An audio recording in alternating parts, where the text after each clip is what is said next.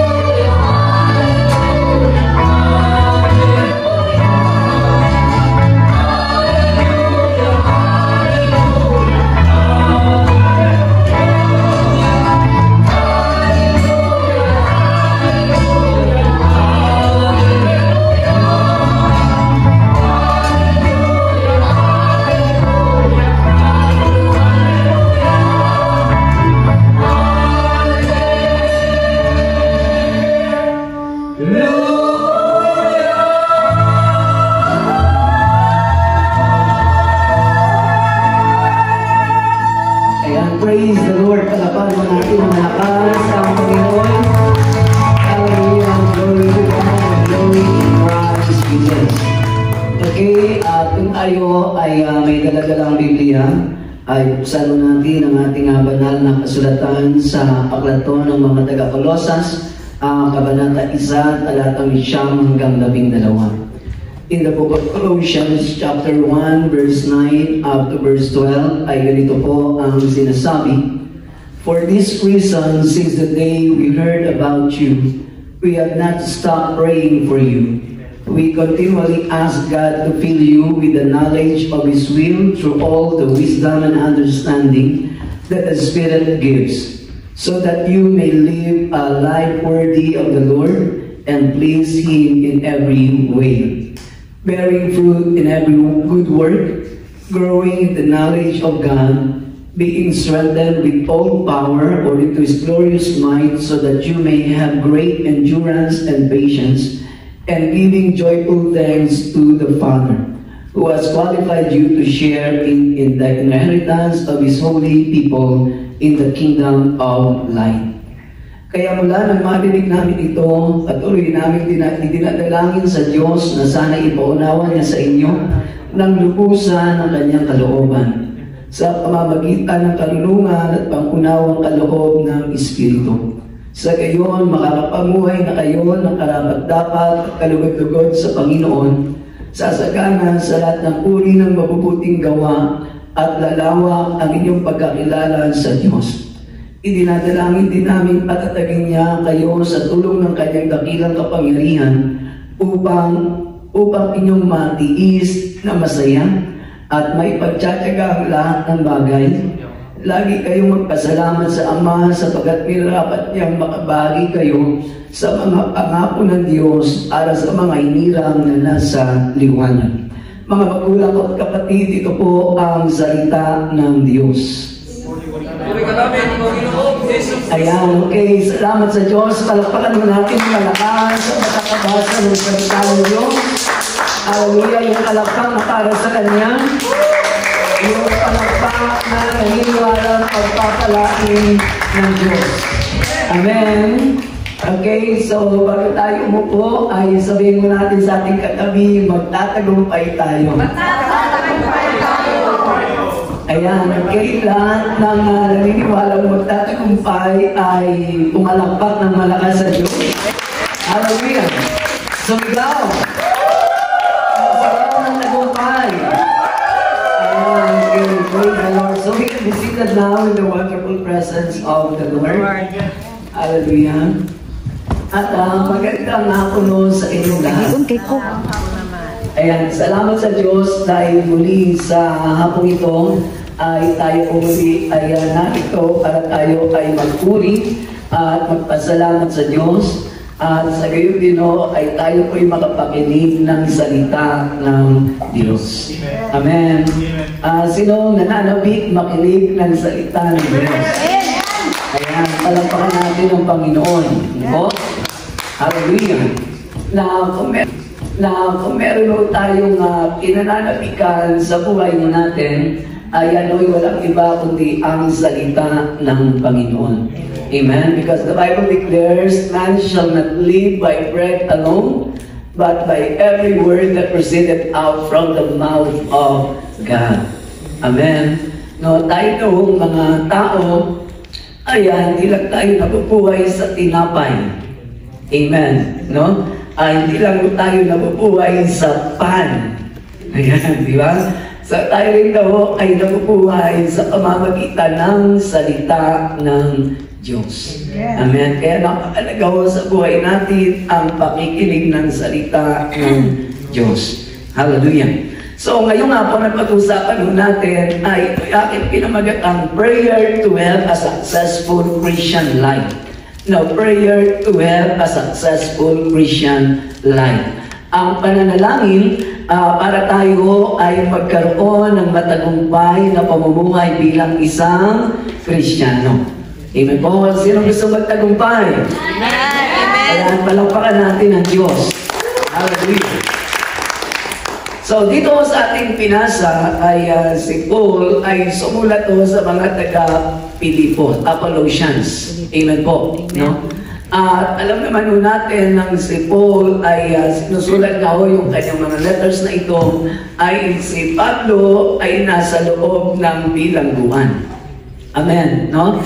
So siya ay nakakulong at si Paul ay nakulong hindi dahil siya ay gumawa ng krimen, kundi si Paul ay nakulong dahil siya po ay naglilingkod sa ating Panginoong Jesucristo.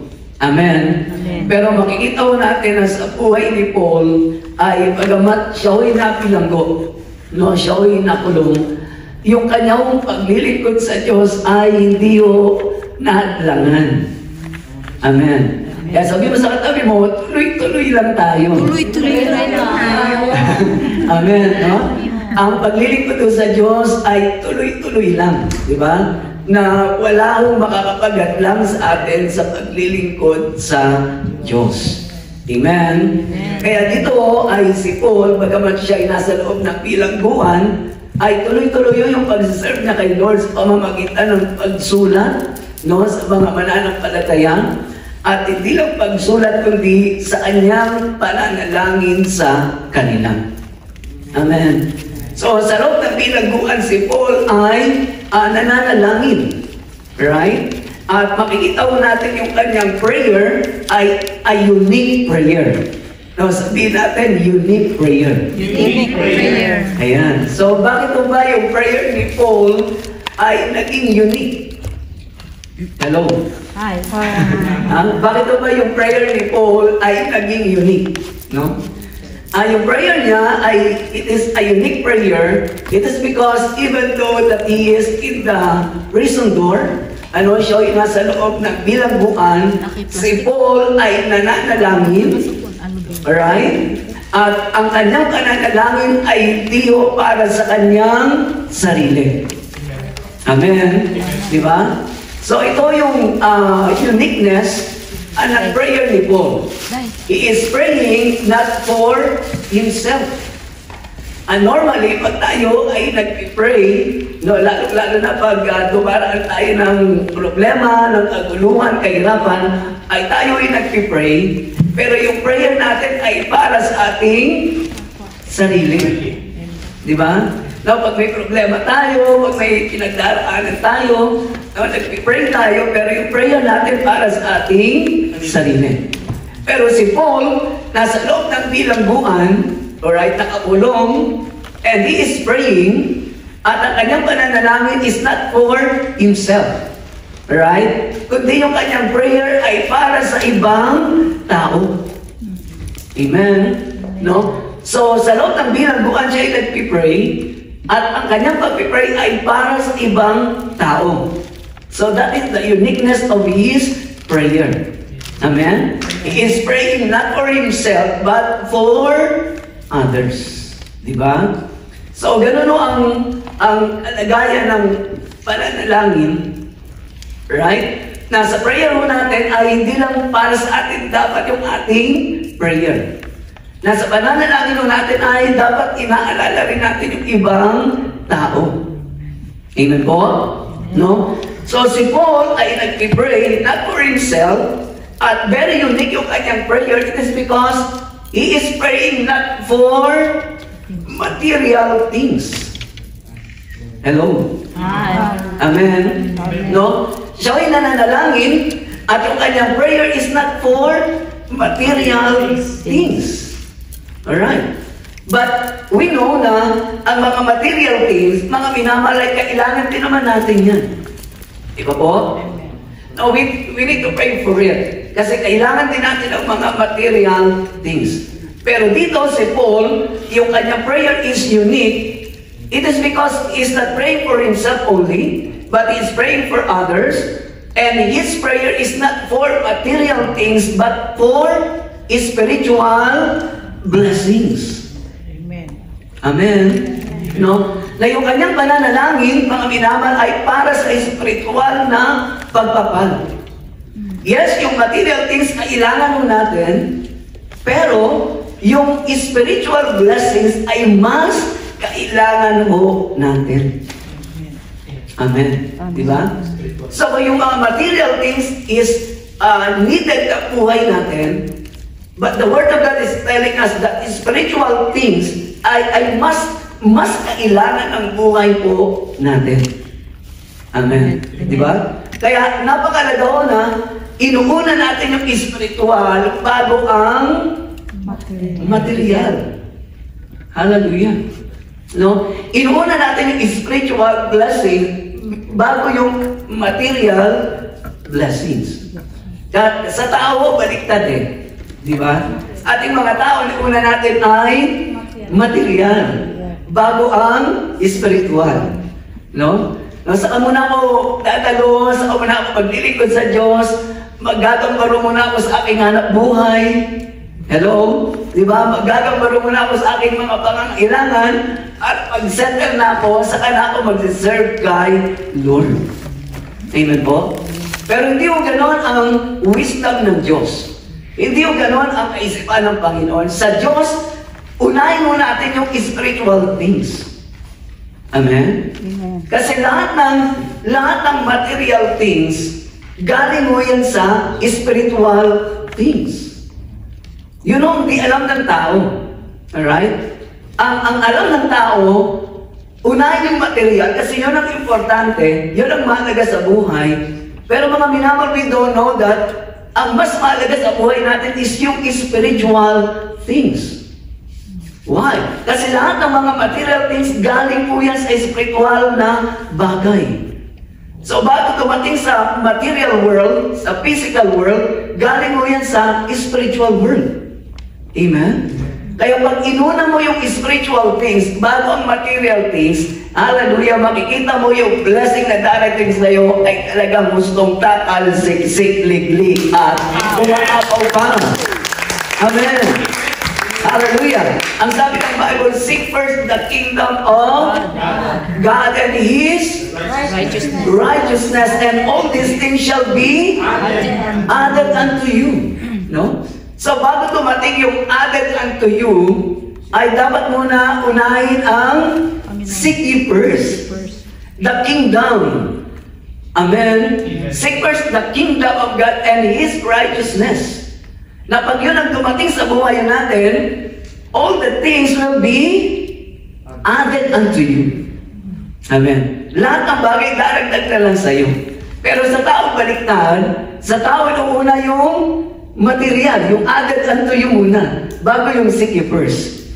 Amen? Kaya kung minsan, nagagambaro tayo, hirap na tayo, pero hindi pa rin tayo makaahon. Lubog pa rin tayo sa mga kahirapan, mga kaguluhan. Why? It is because yung principle ng Diyos, hindi yung nagaganap sa buhay natin. Amen? Once we touch the principle of God, ay doon natin makikita kung gaano kagrabe yung biyaya ng Diyos para po sa atin. Amen? Naunahin mo lang siya. Unahin mo lang ang Panginoon. Pag inuna mo si Lord, magugulat ka na lang. Yung biyayang darating sa iyo, gustong takal, siksik, liglig, at umaapaw ka. Hallelujah! Amen? And dito si Paul is praying, and his prayer is not concentrated on material things, but he is praying for his spiritual blessings. Amen? Amen. And his prayer is for a successful Christian life. Ang kanyang pananalangin ay upang maging matagumpay ang ating buhay bilang isang Kristiyano. Amen po? Amen. And here we can see what is the kind of prayer Paul did. Unang-una is, he prayed for knowledge. Sabihin natin, knowledge. Ang sabi ni Ernie Baron, pag walang knowledge, walang power. Diba? Pag walang knowledge, walang power. Amen. Diba? Ang mga anak ng Diyos ay punong-puno ng power. Bakit o? Kasi meron tayong knowledge. So, pumalakpak lahat ng may knowledge. Hallelujah. So, here, Paul is praying for knowledge. Siya ay nananalangin para sa karunungan. Sabi ng verse 9, for this reason, since the day we heard about you, we have not stopped praying for you. Ang sabi ni Pablo, magmula nang narinig namin ang mga bagay na ito sa inyo, ay hindi kami tumigil na manalangin para sa inyo. Amen? We continually ask God to fill you with the knowledge of His will. Glory to God. Ang sabi ni Paul, kami ay tuloy-tuloy na nananalangin sa Diyos para kayo'y punuin ng karunungan patungkol sa kalooban ng Diyos. Amen? To fill with the knowledge of His will through the wisdom and understanding in the Spirit, that the Spirit gives. No, ang karunungan at ang unawa na galing sa Espiritu. Amen? So si Paul ay tuloy-tuloy na nananalangin para sa mga taga-Colosas. He prayed for them because narinig mo niya at tungkol sa mga bagay na ginagawa ng mga taga-Colosas. Na itong mga taga-Colossians, since narinig mo nila yung good news, alright? Magmula nang natanggap nila ang salita ng Diyos, ang mabuting balita na galing sa Panginoong Yesus, yun po'y kanilang tinanggap. Alright? At hindi lang mo nila tinanggap, kundi kanila kong isinagawa. Ipinalaga na po nila ang mabuting balita ito na kanilang tinanggap. Amen? Kaya si Paul ay nagagalak sa kanila na nang marinig na po yung mga bagay nito, na itong mga taga-Colossians, na yung kanilang wisdom, yung karunungan na natanggap po nila. When they accept the Word of God in their lives, mga minamahal ay hindi na po nila sinarili. Amen? Kundi ito ay kanilang pinaraktis. Ito ay kanilang isinagawa. Amen po? Kaya nung bagay na yun ay narinig ni Paul, ang sabi niya, we continually praying for you. Kami ay tuloy-tuloy na nananalangin para sa inyo, na kayo ay punuin ng karunungan patungkol sa kalooban ng Diyos. Amen? So sa buhay ng mga taga-Colossians, na-receive nila at nalaman nila yung will of God. But here Paul is praying for them continually so that for them, they may knew the will of God, mga minamahal kong kapatid sa Diyos, na mas kumpleto at mas buong-buo. Amen. Amen. No? This is the meaning when the Bible says, sinabi ni Paul, we continually ask God to fill you with the knowledge of His will. No? Yung word na knowledge doon, it means not only knowledge but a full knowledge. Amen. Hindi lang karunungan, hindi lang pangunawa, kundi buong pangunawa. Full knowledge about the will of God. No, alam ni Paul na yung mga taga-Colossians, nalaman na nila yung kalooban ng Diyos. But it is not enough. Amen. Hindi pa sapat. So, kinakailangan pa ng mas madagdagan pa ng karunungan so that they will have a full knowledge. Amen po. Amen. So, it means, mga minamahal, na yung karunungan na natataglay mo natin, it is not enough. Amen po. No? Wala akong Kristyano na makapagsabi sa kanyang sarili na, okay na ako. Alam ko na yan, marunong na ako. Hindi po. Mga minamahal, what we have, kung ano yung karunungan meron tayo, about the will of God, about the Word of God, mga minamahal, is not yet enough. Amen? Hindi pa po yan sapat. Anong ibig sabihin na hindi pa yan sapat? It means, mga minamahal, ay kinakailangan pa nating mag-aral ng mag-aral. Kinakailangan pa natin mag-gain ng knowledge, more knowledge, more knowledge, more knowledge about the will of God. Amen? Di ba? Kaya nga ang pag-aaral ay habang tayo ay nabubuhay, ay kinakailangan tayo ay mag-aral ng salita ng Diyos. Amen. Amen po? Amen. Kasi yung ating karunungan, yung ating meron tayo ngayon, hindi pa yan sapat. Hallelujah. Mga minamahal, mas marami pa akong mga bagay na pwedeng i-reveal ang Diyos sa buhay mo natin. Amen. Amen. Amen po. Diba? Mas marami pa po. No? Na wisdom, mas marami pang knowledge, mas marami pa pong revelation na ilalagay ang Diyos sa buhay po natin kung tayo ay patuloy na mag-gain ng knowledge and wisdom na galing po sa Panginoon. Amen? Kaya ang paglilingkod doon sa Diyos ay kinakailangan po ay tuloy-tuloy lang. Amen? Diba? Tuloy-tuloy lang po. No? Hindi natin pwedeng sabihin, okay na ako, alam ko na. Hindi po. Marami pa mga bagay na tayo dapat na matutuhan. Amen? Marami pong mga bagay na dapat po tayong tanggapin. Ang sabi ng Ephesians 5:17, huwag kayong maging hangal, unawain ninyo kung ano ang kalooban ng Diyos. Amen. No? Do not be fooled. Ang sabi ng Bible, huwag kayong maging hangal. Unawain ninyo ang kalooban ng Diyos. And this is a Christian life. Ito ang buhay bilang isang Krisyano. Ang ating pong pamumuhay, mga minamahal, ay dapat nauunawaan natin kung ano ang kalooban ng Diyos. Amen po. At ang ating pong Diyos, mga minamahal, He is not like a dictator na magsasabi lang siya na dapat sundin natin agad, na hindi niya po ito ipinapaunawa po sa atin. Amen. Ang kalooban po ng Diyos, binibigay niya po yan sa atin, pinapahayag niya po yan sa atin, and God is allowing us to understand it, to know it. Amen po? Kaya makikita po natin sa Bible, ang mga anak ng Diyos, ay mga mananampalataya, ay tinatawag tayo ng Diyos na mga anak ng Diyos. Amen. O sino nagagalak na siya anak ng Diyos? Amen. Ayan. Amen. Di ba? Dati, anak tayo ng... Dati, anak tayo ng... anak ng Tibaklo. No? Dati, anak lang tayo ng tatay, ng nanay natin. Amen.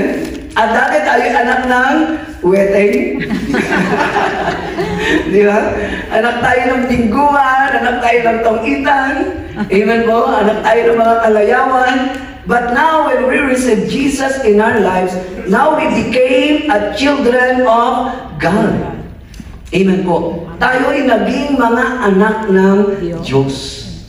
And the Bible is telling us that God does not only shows us that we are a children of God, but also God is telling us that we are as servants of God. Amen. Tayo na yung mga naglilingkod sa Diyos. Amen po, di ba? Kaya na tayo kayo nagagandaro. Hello. Na magsuot ng puti. Di ba? Na mag-alay ng buhay sa Panginoon. Why? Because when God called us, alright, He made us to become His servants. Amen po? Kasi siyempre, sino ba ang gagamitin ng Diyos para sa kanyang kaharian, kundi yung kanyang mga tinawag, yung kanyang mga hinilang. Amen po. But God is not only telling us that we are His children and His servants, but also the Bible tells us that we are a friend of God. Amen. Na tayo rin ay mga kaibigan ng Diyos. O sinong nagagalang na kaibigan siya ni Lord? Hallelujah. Palapakan natin si Lord. Glory to God. Hallelujah. Dati hindi tayo kaibigan ng Diyos. Dati tayo mga kaaway ng Diyos. Amen. Because of our sins, because of the things that we are doing na hindi po kalooban ni Lord, we became the enemy of God. Amen. But when we received Jesus in our lives, mga minamahal, we became a friend of God. Na tayo naging kaibigan ng Diyos. What does the mean of being a friend? Meron ba kayong kaibigan? O, taas ang kamay, may kaibigan. Ayan, pag wala tayo kaibigan, parang... Balungkot. Parang napakasama na yata na ugali na pag wala tayo kaibigan. Amen. Di ba? So tayo pa may mga kaibigan, mga minamahal kong kapatid sa Diyos. At ang sabi ng kasabihan, our best friend is... Your best enemy. Best enemy. Amen. Your best friend is your best Enemy. enemy. Ang iyong matalik na kaibigan ay ang iyong magiging matalik na kaaway. So bakit to yung matalik na kaibigan ay nagiging matalik na kaaway? Hello? Ha? Bakit to yung matalik na kaibigan ay nagiging matalik na kaaway? Marites daw. Oh yes, di ba? Dahil sa pagmamarites, amen? No, kasi yung best friend mo, ang matalik mong kaibigan, lahat ng sekreto mo, siya ang nakakaalam. Hello? Di ba? Lahat ng mga secret mo, yung pinaka-close sa'yo, yung pinaka-best friend mo, siya yung nakakaalam. Kaya pag kayo nagkaroon ng sigalot, pag kayo nagkaroon ng clash, alright? Lahat ng sekreto mo, imamarites. Imamarites ng best friend mo. Kaya your best friend is your best enemy. Why? Because all of your secrets in life. Diba? Minsan yung mga hindi mo nasasabi sa kapatid mo, minsan yung mga hindi mo nasasabi sa magulang mo, sa kaibigan mo nasasabi. Siya yung nakakaalam ng mga sikreto ng iyong buhay. Kaya pag kayo ay nagkaroon ng alitan, ako, asahan mo na, lahat ng sikreto mo, malalaman ng buong barangay. Amen? Diba? The Bible tells us that God, we are a friend of God. Amen po. Tayo ay kaibigan ng Diyos. Why? It is because ang Diyos, hindi mo siya nagsisikret sa atin. Hello? Amen? Being a friend of God, mga minamahal sa buhay nating mga mananampalataya ng Diyos, ang Diyos, hindi mo siya nagsisikret sa atin. What does it mean? Ang Diyos, nire-reveal niya sa atin yung kanyang divine secrets. Hello? Amen? Nire-reveal ng Diyos sa atin yung kanyang divine secrets. Why? Because God is tinuturing niya tayong kanyang kaibigan. Tingnan po. Ang sabi ng John 15:15, hindi ko na kayo tinuturing ng mga alipin sapagkat hindi alam ng alipin ang ginagawa ng kanyang Panginoon. Amen?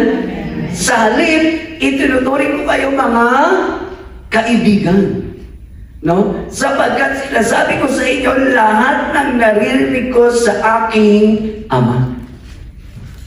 So the Lord Jesus and God is tinuturing niya tayong kaibigan na sabi rito ay nire-reveal niya sa atin kung ano ang sinasabi ng Ama.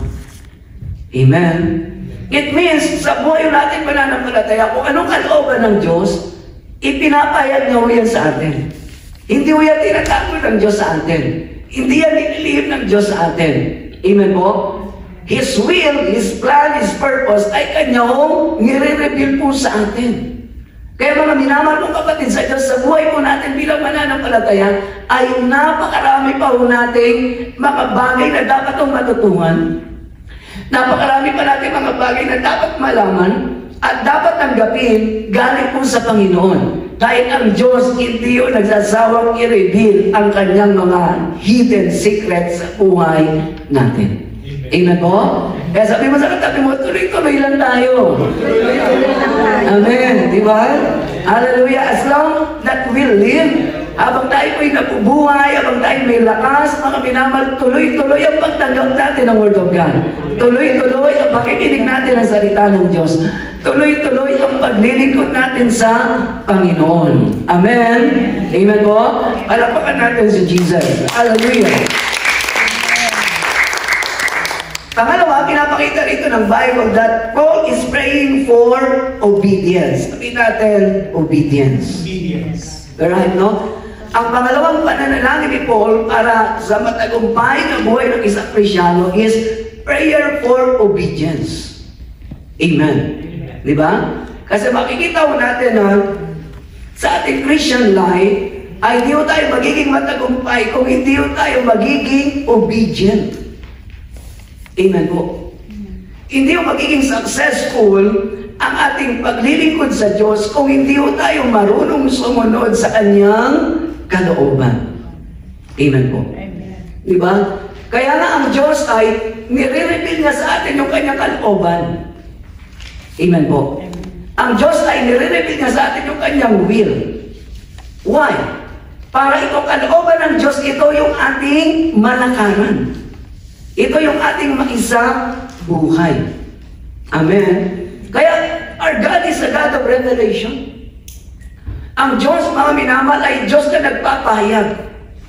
Nire-reveal niya sa atin yung kanyang secret. Nire-reveal niya sa atin yung kanyang will. For us to know it and to obey it. Amen po. No? Tayo mga tao minsan, baliktad tayo. Yung kalooban natin minsan, gusto nating mangyari sa iba, depende, mga minamahal kong kapatid sa Diyos, ang ating basihan is yung pakiramdaman. Hello? Amen? Di ba? Now, minsan sa isang relationship, mag-asawa, boyfriend, hello? Kaya lahat ng asawa magsabi ng praise the Lord. Praise the Lord. Lahat ng gusto mag-asawa magsabi ng hallelujah. Hallelujah. Alam, sa mga relationship, di ba? Minsan, yung partner mo, minsan, yung gusto mong gawin niya. Amen po. Yung nga lang, minsan, yung gusto mo, hindi mo nire-reveal sa kanya. Hindi mo sinasabi sa kanya. Pero gusto mo na yung will mo, yung gustuhan mo, gawin niya. Amen po? Kaya nung ginagawa natin, minsan, ginagawa lang natin, pinapakiramdaman lang natin kung gagawin niya. Di ba? Pinapakiramdaman lang natin kung gagawin niya yung gusto natin. Kaya pag yung hindi natin gusto yung ginagawa niya, nagagalit tayo. Hello? Nagtatampo tayo. Nagkakaroon ng pag-aaway, nagkakaroon ng tampuhan. Why? It is because nagawa ng partner mo yung hindi mo gusto. Amen po? Amen. Pero nagawa niya yun kasi hindi naman niya alam na hindi mo yung gusto. Are you listening? Di ba?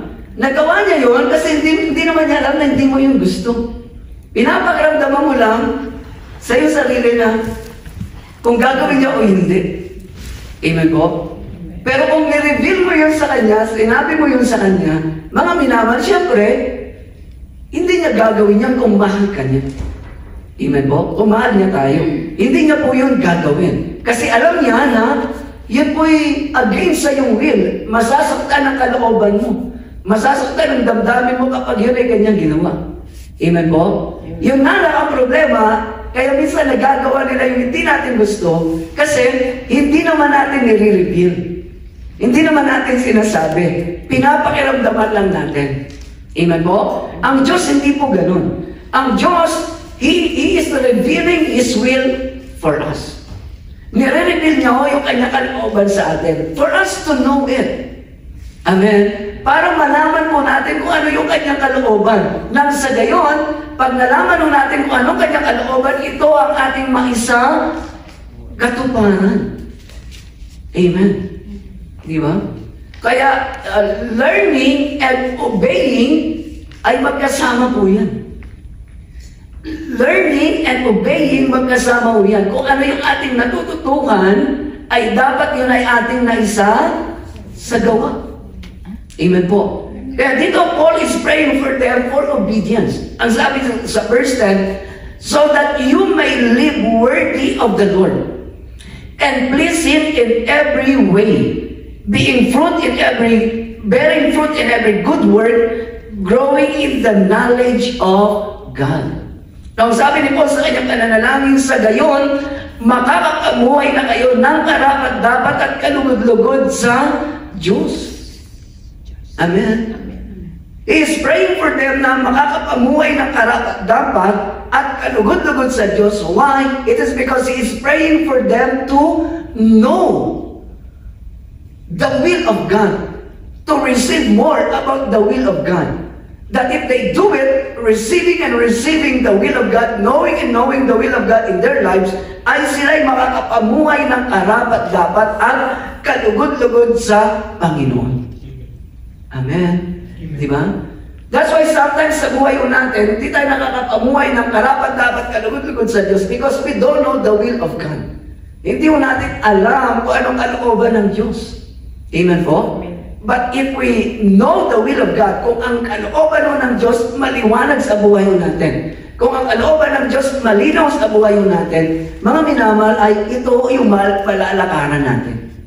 Amen? Ito yung malalakaran natin. At pag nalakaran natin yan, mga minamahal kong kapatid sa Diyos, ay makikita ko natin ang buhay natin magiging kalugod-lugod tayo sa harapan ng Panginoon. Amen? Kaya dito, ay pinapakita ko ng Bible that yung pinag-pray ni Paul na knowledge for them, no? Yung pinapanalangin ni Paul na karunungan sa kalooban ng Diyos para sa kanila, ay hindi lang basta-basta karunungan. It is not only pertaining to knowledge, but it is a knowledge na minamahal na kung saan ay atin hong naisasagawa. Amen? Hindi lang karunungan, kundi yung karunungan na receive mo ay iyong ating naisasagawa. Amen po? No? Ang sabi nito ni Paul sa Ephesians 4 verse 1, sabi niya, kaya't ako, isang bilanggo dahil sa Panginoon, ay nakikiusap sa inyo na mamuhay kayo gaya ng karapat-dapat sa mga tinawag. Amen? So here, ang sabi ni Paul, as a prisoner for the Lord.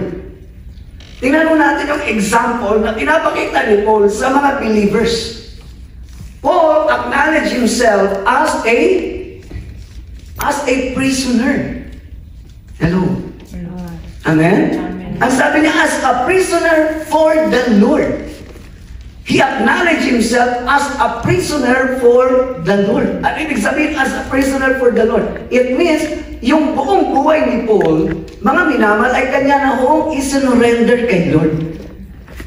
Amen po? Yung buong buhay ni Paul, kanya na hong ipinasakop sa Panginoon. Na siya po'y nakabilanggo na sa Panginoon. Amen. Diba? Alam naman natin, pag ang isang tayo prisoner, siya po'y nakakulong. Amen po? Ang bumabalot sa kanya, ang pumapalog sa kanya ay yung bilangguan. Amen po? But here, Paul says that I am a prisoner for the Lord. It means sa kanyang buhay, ipinailalim niya na po sa kalooban ng Diyos ang kanyang buong buhay. Amen? He already gave himself for the Lord totally. Na wala na po siyang nireserve sa kanyang buhay.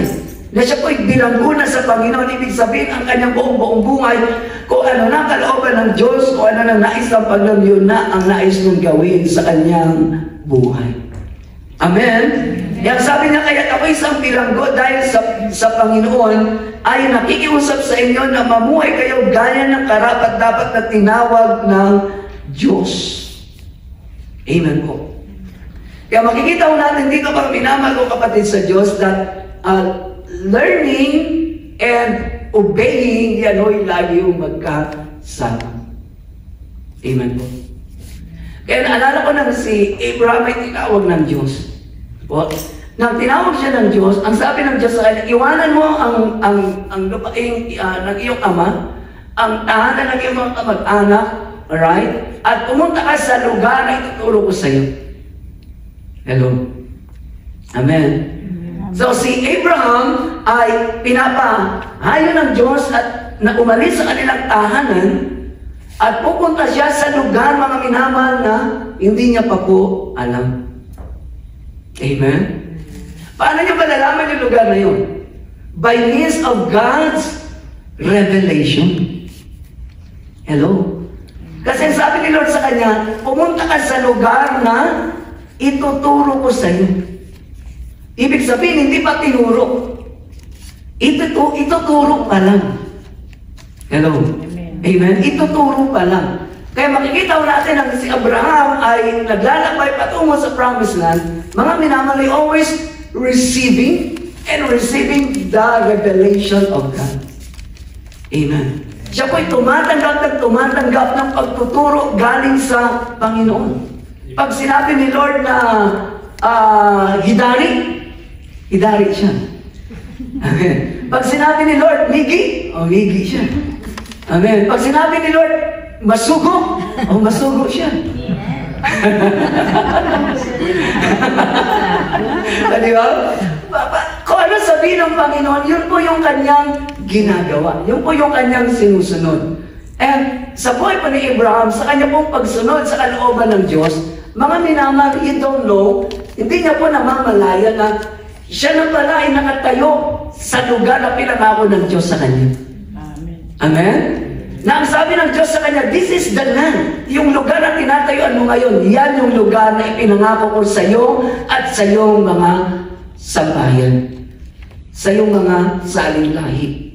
Amen? Wala siya, pamalay-malay na yung lugar na tinatayuan niya na, yun ang po pala yun. What he only did is just sinunod lang niya yung sinasabi ng Panginoon, kung ano yung kalooban ng Diyos, kung ano yung direction ng Panginoon. Tinatanggap lang niya ng tinatanggap at sinusunod lang niya po ng sinusunod. And when he obeyed the revelation and the understanding, knowledge that comes from God, hallelujah, it gives blessing to him. Amen po? Yun po yung nagbigay ng masaganang pagpapala sa kanyang buhay. Mga minamahal kong kapatid sa Diyos, sa buhay po natin, bilang mananampalataya, tinawag ng Diyos, the only thing that we must do is to receive the revelation of God. Amen? Tumanggap lang po tayo ng tumanggap ng kalooban ng Diyos, and not only receive the will of God, but to obey. Sabi natin, obey. Amen? Sundin po natin kung ano yung sinasabi ng Diyos. Sundin po natin kung ano kalooban ng Diyos. At pag sinunod mo yung kalooban ng Diyos, hallelujah, magugulat ka na lang, ikaw na pala ay nakatayo sa lugar na kung saan pagpapalain ka ng Panginoon. Amen! But God will bless you. God will bless our lives. God will bless all the things that we are doing. Amen? Why? Because we are not only receiving the knowledge, but we are living the will of God. Amen po? Nasa gawa natin ang kalooban ng Diyos. Ang sabi ng 1 Thessalonians 4:1, kaya nga mga kapatid, isang bagay ang pinapakiusap namin at ipinapayo sa inyo sa pangalan ng Panginoong Hesus. Sana'y lalo pa ninyong pagbutihin ang inyong pamumuhay ngayon. Hello? Sabi mo sa katabi mo, pagbutihin natin. Pagbutihin natin. Ang ating pamumuhay. Ating pamumuhay. Ngayon. Ngayon. Amen po. Amen. Di ba? Pagbutihin daw natin ating pamumuhay ngayon. Pamumuhay sang-ayon sa inyong natutuhan sa amin, upang kayo'y maging kalugod-lugod sa Diyos. Amen? Pagbutihin daw natin ang ating pamumuhay ngayon na depende sa mga bagay na natatanggap po natin na kalooban ng Diyos, nang sa gayon tayo raw ay makakapamuhay ng kalugod-lugod sa Panginoon. We can live pleasing to God. Amen po. Makakapamuhay tayo ng kalugod-lugod sa Panginoon. At kapag si Lord nalulugod sa atin, hallelujah, hindi pwedeng hindi ka pagpapalain ng Diyos. Amen. Amen. Hindi pwedeng hindi dadalo sa iyo biyaya ng Panginoon. If God pleases in you, alright?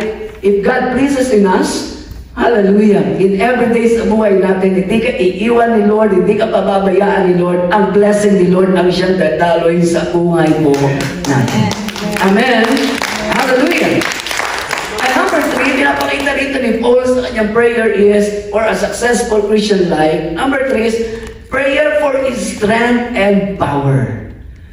Pananalangin para sa kalakasan at sa kapangyarihan. Sabihin natin, power. Power. Power. Power. Oh, power.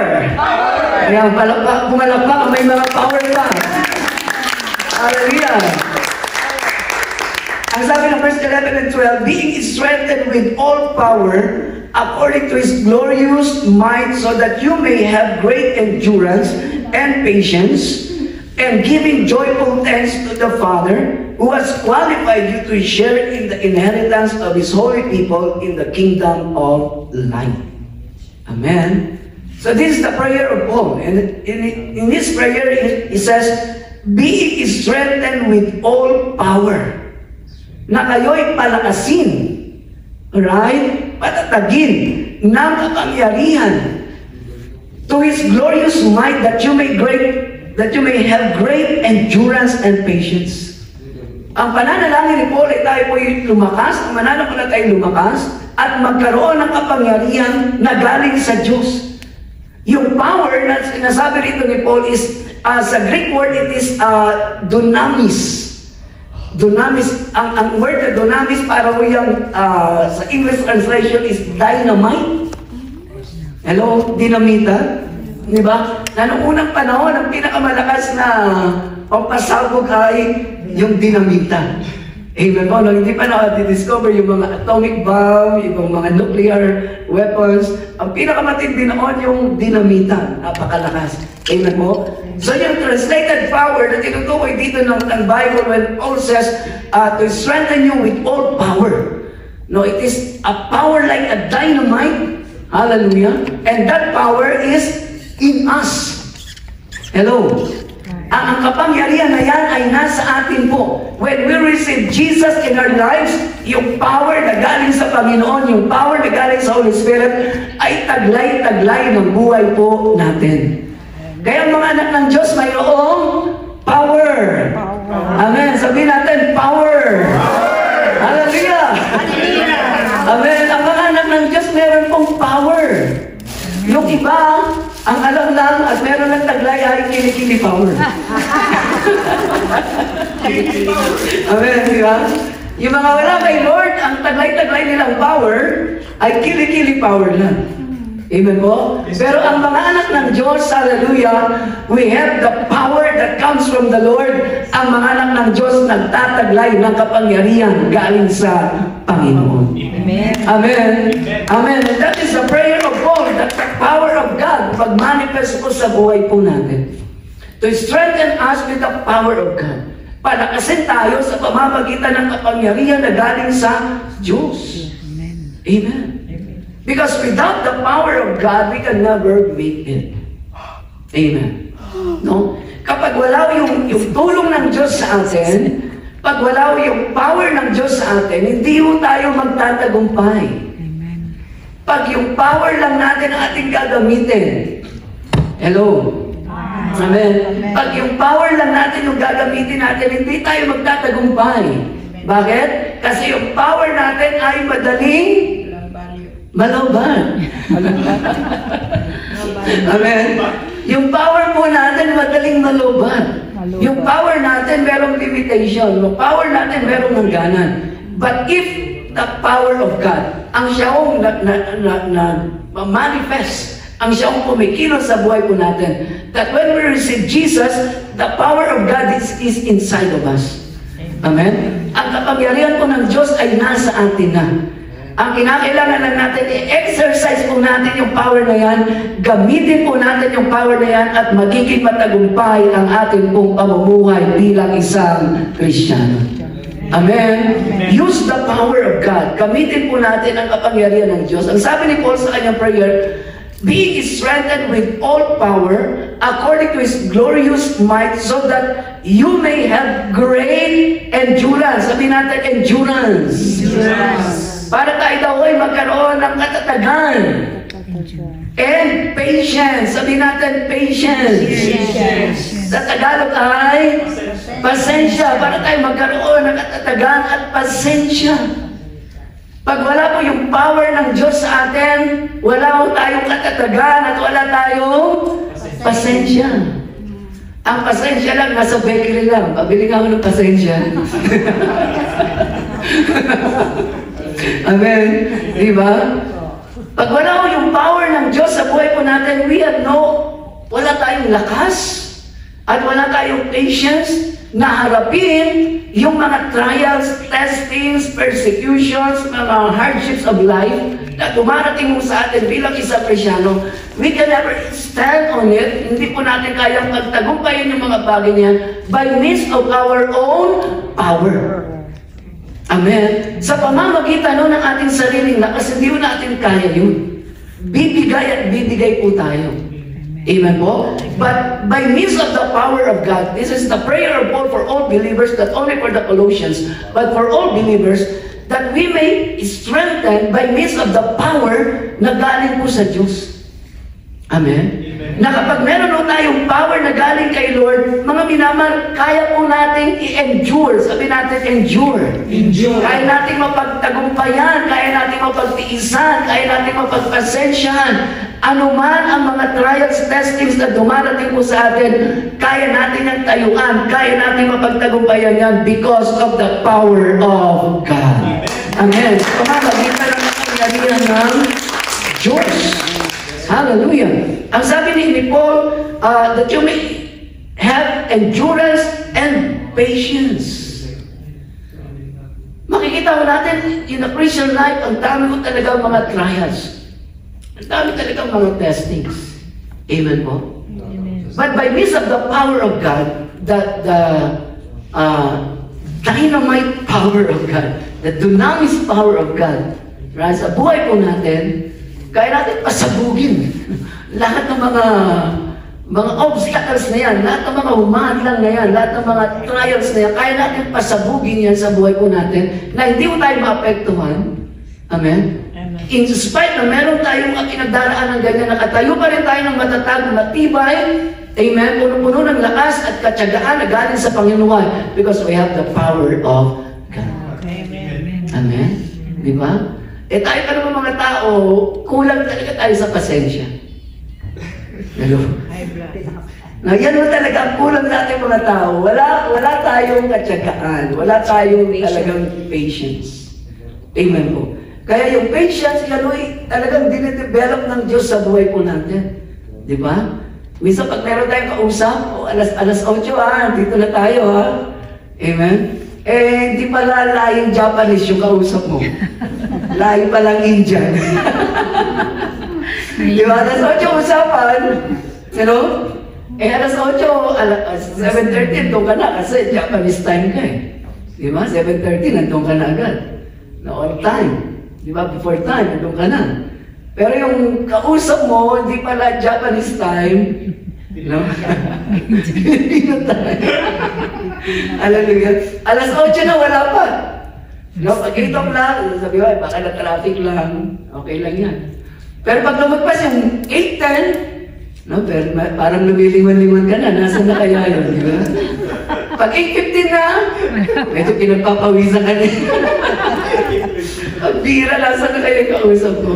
Pag 8:30 na, iba na nararamdaman natin. Amen mo?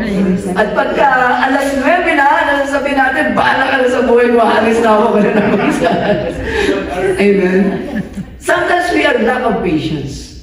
Amen po. Kulang po talaga tayo sa pasensya. But if we have the power of God, we have the power that comes from the Lord, we can endure every trials, every testing, every obstacles that we are facing, we can endure it because of the power of God. Amen? Ang sabi nga that you may endure, you have endurance and patience and giving joyful thanks. Sabi natin, joyful thanks. At kayo makapagbibigay ng masayang papasalamat. Amen po. We can give a joyful thanks to God.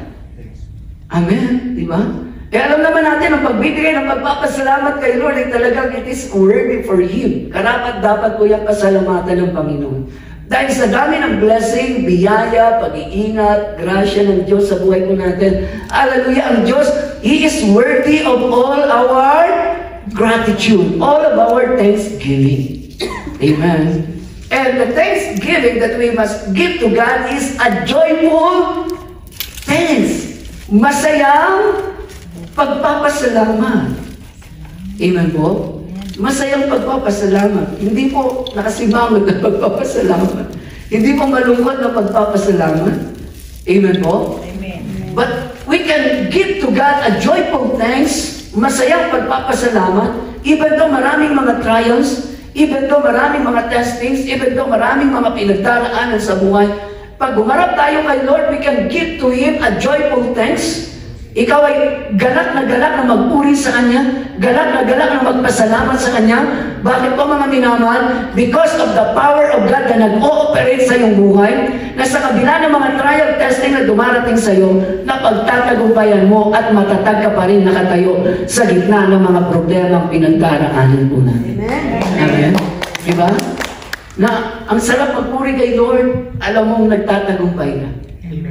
Amen? At yung po ang pinakamasarap na nakita mong tinulungan ka ng Diyos, nakita mong nagtagumpay ka sa gitna ng trials, ng testing na dumating sa iyo, na hindi ka pinabayaan ng Panginoon. Mga minamahal talaga, pag ikaw ay nagpuri, nagpasalamat kay Lord, it is a joyful thanks. Amen? Masayang pagpapasalamat. Amen po. Galak na pagpapasalamat. Why? It is because naranasan natin yung power ng Diyos sa buhay po natin. Amen? Sabi natin, power. Power. Parang lobat na yan, ha? Power. Sabi natin, power. Hallelujah. Sa mga minamahal ko kapatid sa Diyos, this is the prayer of all for them, and not only for them, but for all of us. Amen? that all prayed for knowledge, for obedience, and for power. Amen? That all these three things ay dapat na mangyari din sa buhay natin. This is also a prayer for all of us. Amen? Na magkaroon tayo ng knowledge about the will of God, obedient to the will of God, and to have power that comes from the Lord. Amen? I want you to stand up and I want you to close your eyes. Hallelujah, Jesus. Hallelujah. I want you to pray. Jesus, worship your name, Lord. Glorify your name, Jesus. Amen. I want you to close your eyes. Hallelujah.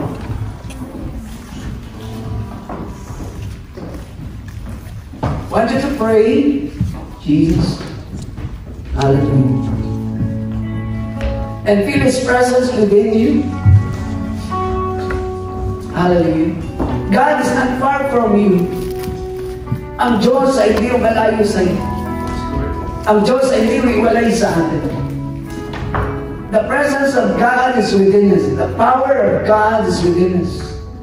I want you to pray and feel Him deep inside of you. Hallelujah, Jesus. Hallelujah. We worship your name, Jesus. We honor your name, Lord. Hallelujah, hallelujah. Jesus, worship your name. Thank you so much. Hallelujah, Lord. We worship you, Father. Hallelujah, Jesus.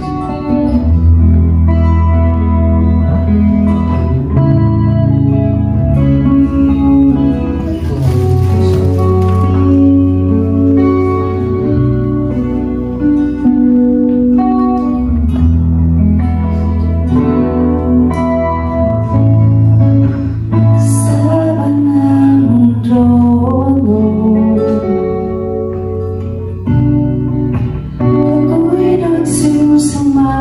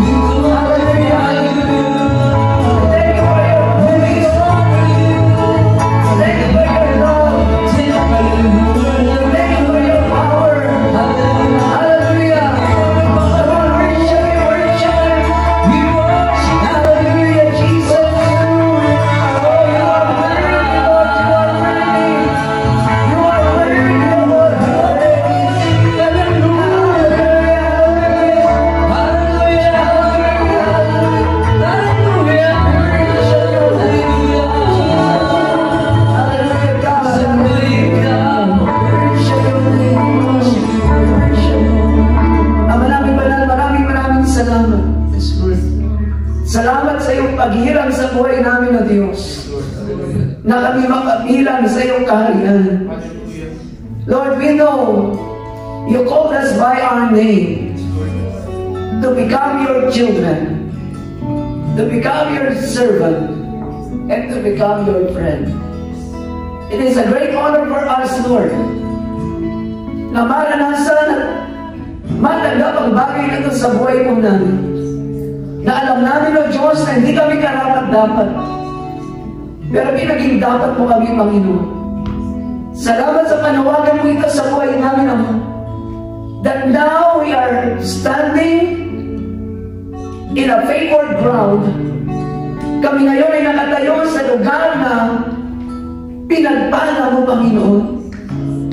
Dahil alam namin, magmula nang tinanggap ka namin, Panginoong Jesus, sa buhay ko namin, ang buhay namin ito ay pinagpala mo, Panginoon.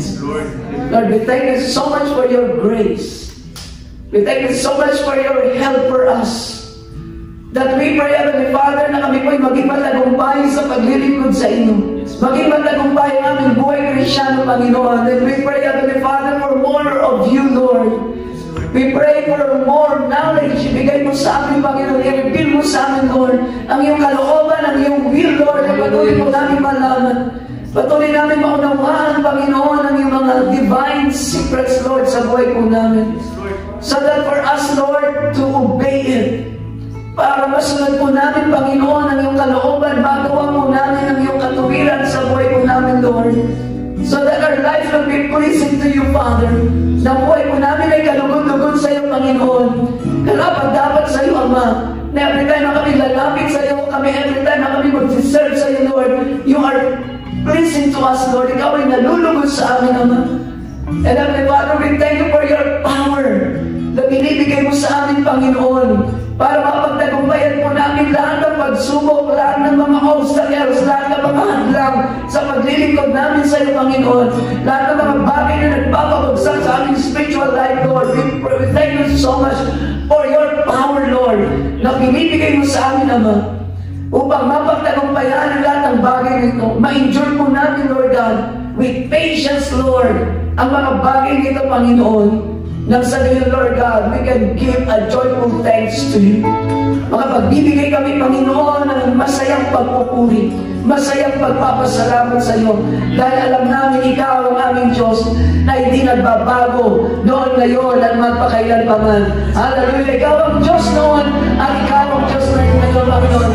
Hallelujah, God! Ikaw ang Diyos ngayon, ang Diyos magpakailanpaman. Ikaw ang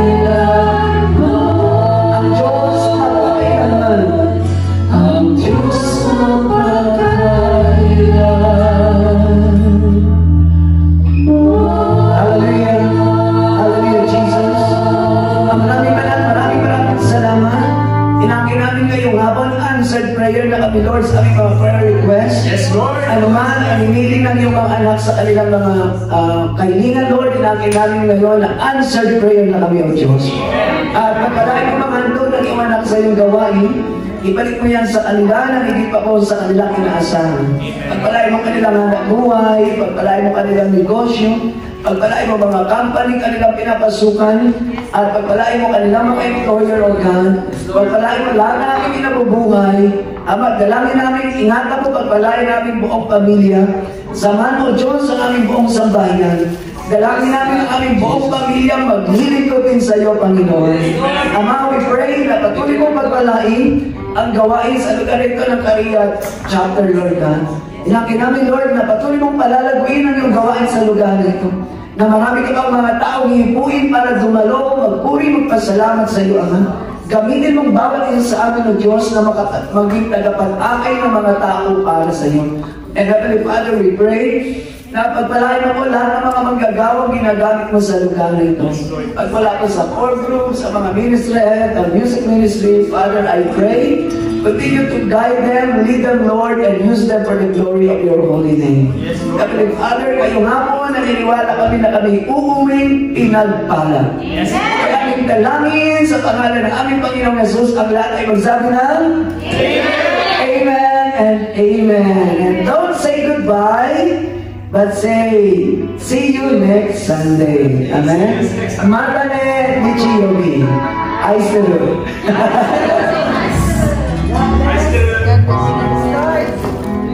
Give thanks.